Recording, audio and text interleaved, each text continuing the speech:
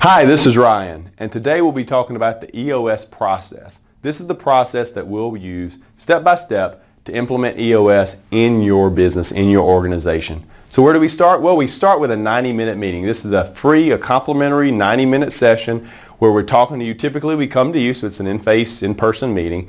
Sometimes we do phone calls as well, but it's a 90-minute meeting where we really get introduced to you, your leadership team, and introduce you to us. We'll start off telling you a little bit about us, about EOS, the system, how it works, why it works. Then we want to hear about you. Tell us about you. Tell us about the issues you're having, how you've tried to solve them maybe. How are you running the business now? What are your goals? This is what we'll start talking about during the 90-minute meeting. Then we'll, at a really high level, introduce you to the EOS tools. There's over 20 tools in the EOS toolbox. And trust me, these tools, you'll be familiar with all of them before the process is over. But we'll hit them all at a high level during this 90-minute meeting. Next, we'll again reiterate this process. We'll cover it in a little bit more detail and answer any questions you may have so you'll know what to expect next. After that, we really get started. We jump in with our first full focus day. This is a one-day off-site meeting. We recommend off-site because we found that honestly, companies seem to be much less distracted. They focus a lot more if they're not in their offices. So by getting off-site, we kind of give you a little bit better opportunity to focus. So this is a full one-day meeting. At this meeting, we're talking about hitting the ceiling, what it is, the concept of hitting the ceiling, why companies hit the ceiling, and how we can push through to make progress beyond our current plateau. We'll talk about the accountability chart. If you've ever used an org chart, you may think you know what an accountability chart is. Well, an accountability chart is an org chart on steroids. It's honestly one of my favorite tools. This will address people issues, it'll address staffing problems, and you'll very clearly see maybe some issues and how to solve them just looking at your organization and how it's structured. And it's not uncommon to see companies restructure after they go through this accountability chart exercise. Rocks are the next thing. Rocks are really those 90-day goals. They're what we're doing to accomplish our long-term goals. It's not uncommon, again, to see companies choose way too many goals. We've seen 15, 20, 30 goals that they consider priority. You can't have that many priorities, so we're here to help you really limit those and find out what is our laser focus and get those things accomplished. And then meeting pulse.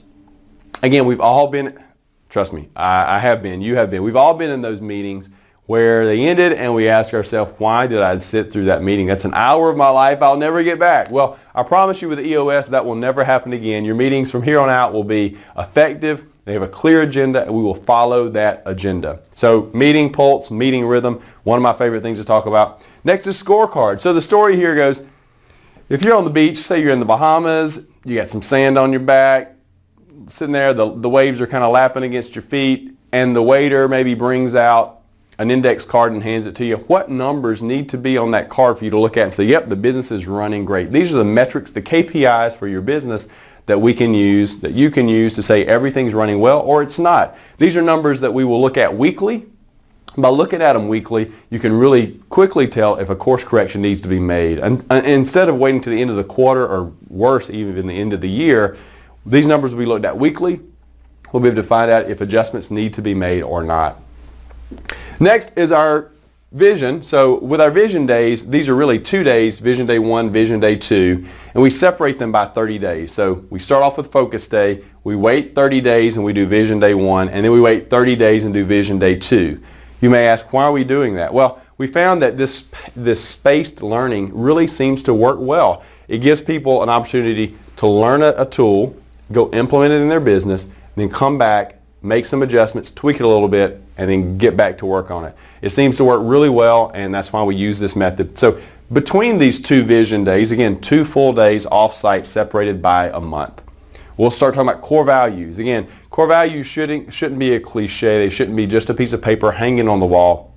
They should really be part of your DNA, how you live, how you work, how you eat and sleep, and again, how you fire, hire, reward people. They really need to be part of your business, and this is where we'll start talking about core values, and that leads us to core focus. Again, my logo is a single blue dot. That's to remind me and my clients to focus.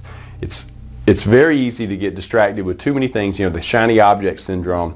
We need to focus. This is where we'll really start talking about core focus, because we want you to be the very best at whatever you're doing. That means you can't do 50 things. So We're talking about core focus, and this is where we really start nailing down what is you and your company's core focus.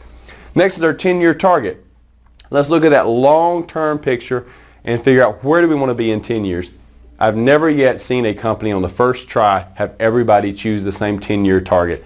That means everybody's not on the same page. So this is our opportunity to start getting everybody on the same page, rowing in the same direction with where do we want to be long term. It's very easy to make decisions, or much easier at least, to make decisions today if we know where we want to be. It's kind of a filter we can use to help us make better decisions today. That takes us to our marketing strategy. By knowing where we want to go, it's easier to figure out how we want to get there. I've seen companies without EOS flounder for over a year trying to figure out a marketing strategy. With EOS, we can really boil this down to its essence and get a marketing strategy hammered out very quickly so you can make sure it aligns with your long-term 10-year picture, 10-year plan. The next is our 3-year picture. If we know where we're going in 10 years, then we can just simply do the math backwards and figure out where do we need to be in 3 years. Again, we're helping get everybody focused, laser focused on that goal.